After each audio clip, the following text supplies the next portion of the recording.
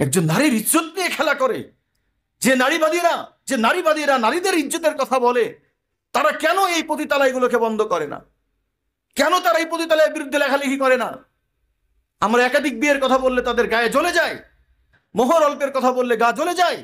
কিন্তু যেই নারীগুলোকে বছরকে বছর ধরে এ সমাজের কিছু দুষ্ট প্রকৃতির মানুষ আর বিদেশ থেকে আমদানি কিছু লুচ্চা আর বদমাইশ আর বেঈমানগুলোর জন্য বাংলাদেশের আমার আপনার বোনগুলো যে পতিতা হিসেবে ব্যবহার হচ্ছে, এদের বিরুদ্ধে কেন কথা বলি না আমরা?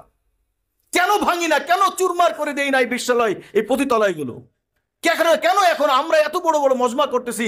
এই যশোরে এত বড় মজমা হলো, সারা বাংলাদেশে এত বড় মজমা হচ্ছে, আর এই যশোরে পতিতালয় কেমনে থাকে? মোহতারাম হাজিরিন, আমাদের এগুলো উৎখাত করতে হবে। আমার বোনগুলোকে শেষ করে দিচ্ছে এই নারী পুচাস, এই লুচ্চা আর বদমাইশগুলো। আরেকটা হলো গয়রা মুসাফিহিনা ওয়ালা মুত্তাখিদানি আখদান। খবরদার, কোন নারীর সাথে বন্ধুত্ব করবা না।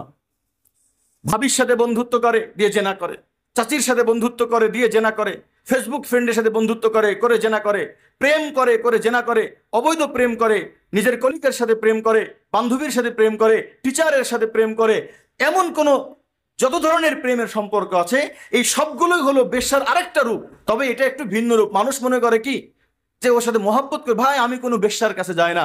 ভাই বিবাহ ছাড়া যার কাছেই যাবেন আপনিও পতিতা সেও পতিতা, আপনিও জানি সেও জানিয়া।